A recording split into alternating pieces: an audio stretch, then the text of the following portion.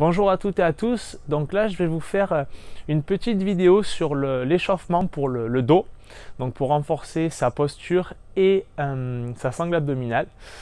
Donc là, il est très important de bien enregistrer tout ce qu'on va faire sur l'échauffement parce qu'on va s'en servir sur les prochaines vidéos sur le dos. Ok, donc dans un premier temps, on va se mettre pieds nus, on sera plus à l'aise pour ressentir tous les appuis au niveau du sol. Donc dans un premier temps, on va placer les pieds parallèles. Donc je vais bouger un petit peu dans les vidéos, je vais me mettre face à vous, je vais mettre de profil pour que vous voyez bien un petit peu tous les bons placements. Donc là, on a les pieds largeur du bassin, les talons sous les hanches. On étire un petit peu la colonne, on imagine un fil qui passe au niveau de notre colonne vertébrale. On repousse un petit peu sur le milieu du crâne, on relâche les bras. Et là, on vient transférer le poids de corps sur l'avant et sur l'arrière. Donc de profil. Ça va donner ça. On place le poids du corps sur les orteils et on va placer le poids du corps dans les talons. Les pieds restent à plat. On ne décolle ni les talons ni les orteils. Il y a uniquement l'articulation des chevilles qui bouge. Le bassin reste fixe et on va chercher derrière, devant. On va le faire une dernière fois. Donc là, poids du corps dans les talons. Je place le poids du corps dans les orteils. Super. Je viens sur les talons et là je vais légèrement vers l'avant entre les talons et les orteils. À partir de là, je fléchis mes deux genoux. Je viens placer mes mains au niveau du bassin et je viens chercher à basculer, je viens chercher un petit peu de mobilité dans mes hanches. Donc anté-rétroversion. Antéversion, je bascule le bassin vers l'avant. Rétroversion, je bascule le bassin vers l'arrière. En gros, j'imagine que mon bassin est un bol rempli d'eau. Je verse l'eau vers l'avant. Je verse l'eau vers l'arrière. Ok, je vais le répéter plusieurs fois ce mouvement. En gros, j'exagère mes courbures naturelles. Par rapport à ça, je viens placer ma position neutre. J'ai le pubis qui est ici devant, le sacrum qui est derrière, et je viens placer à peu près les deux os au même niveau, perpendiculaires au sol. En gros, voilà, j'ai la ficelle de mon short, donc elle est vers l'avant, elle est vers l'arrière. Là, je viens la placer à peu près parallèle au sol. À partir de là, une fois que j'ai ma position neutre, je tends mes deux jambes. Je repousse toujours au sommet du crâne. Là, j'ai cherché un petit peu l'échauffement de toute la partie basse. Je me concentrais un petit peu sur mes épaules. Là, je viens de dessiner des cercles, donc mes coudes se touchent au maximum. Je viens essayer de les rapprocher. Je les pousse vers le haut et je les tire vers l'arrière. Voilà, je dessine des cercles dans un sens.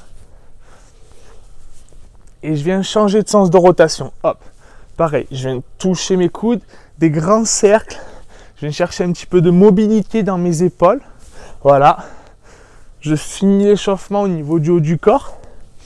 Et à partir de là, dernière, je viens placer le bout de mes doigts au niveau du pubis. Juste au-dessus du pubis. Donc là, c'est hyper important, c'est sur la partie de la respiration. Donc là, je viens tranquillement contracter mon périnée. Donc je viens chercher stop pipi.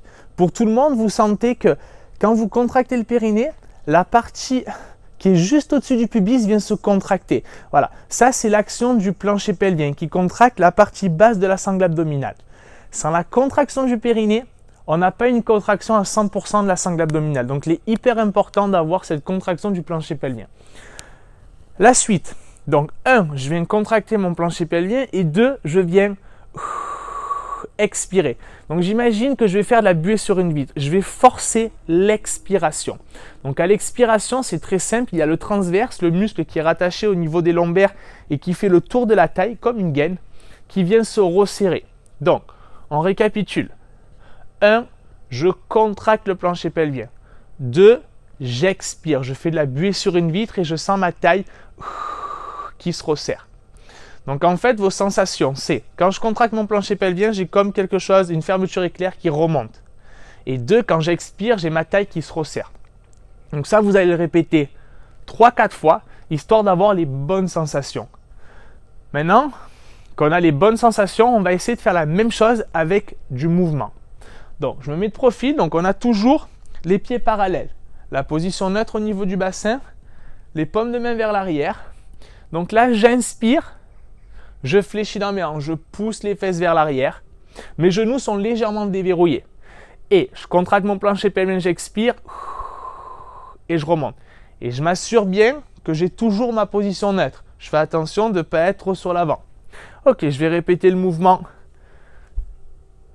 une dizaine de fois. J'inspire, je contracte mon plancher pelvien, j'expire et je remonte. Donc, ce qu'il ne faut pas faire, c'est là, plier au niveau du dos. Non, non, non. Je fléchis bien, je pousse les fesses vers l'arrière. Vous avez vu le dos reste le plus droit possible. Et je remonte. Dernière fois, j'inspire, je pousse les fesses vers l'arrière. Mes genoux sont légèrement déverrouillés. Je fais attention de ne pas plus les fléchir que ça. Et une fois que je suis en bas, je remonte. Ok, pour terminer l'échauffement, on replace la position de départ. Et là, je viens chercher un petit peu de mobilité dans mes hanches, dans mes épaules, tout en venant chercher l'action de mon plancher pelvien. Ce qu'on a vu juste avant. Donc, je contracte mon périnée, j'expire. Je fais attention à ne pas monter mes omoplates, les omoplates loin des oreilles. Et voilà, les deux bras et une jambe. De profil, ça va donner ça. Hop, je monte bien le genou au niveau de la hanche. Et je fais bien attention à garder les épaules loin des oreilles. Pareil, on le fait 6 fois de chaque côté. Et on aura terminé l'échauffement. Partie numéro 3, un petit peu plus compliqué. Donc là, on va avoir besoin, pareil, du poids. Un petit peu plus ciblé sur la partie basse du corps. Donc avec les fessiers, les quadriceps et bien sûr toujours notre sangle abdominale. Ok, le premier mouvement, on va y aller crescendo. Donc là, on va se placer largeur au niveau de position squat, largeur épaule. Ouverture 10h10 des pointes. Donc là, je vais me placer l'arrière de ma main au niveau de mes lombaires. D'accord. Et là, j'ai mon poids dans les mains. Je regarde toujours à l'horizon. J'inspire. Alors si je peux, je viens me faire toucher mon poids au sol. Sinon, je le garde ici. D'accord. Peu importe. Chacun a sa propre amplitude. J'expire. On l'a fait tout à l'heure à la partie numéro 2. Le poids, il est toujours en contact avec la poitrine et j'expire, je remonte. Je mets de profil. Donc là, j'inspire, je fléchis.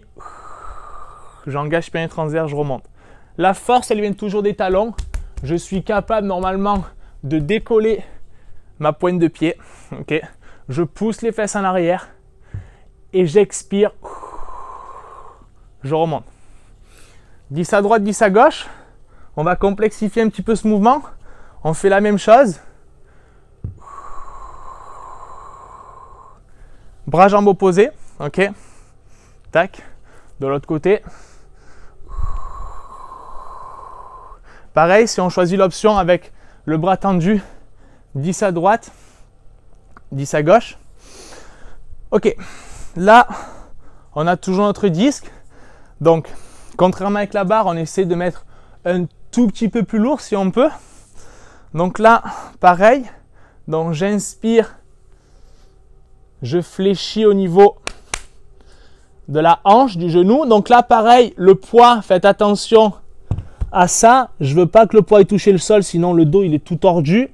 Donc hop, je connecte les omoplates et on est parti pour 10. 10 à droite, 10 à gauche. Et le dernier, donc là, un tout petit peu plus compliqué. Je viens chercher,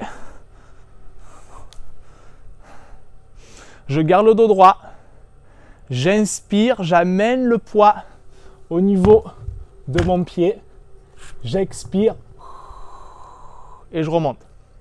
Ne le lâchez pas le poids. J'ai voulu lâcher mais ne le lâchez pas.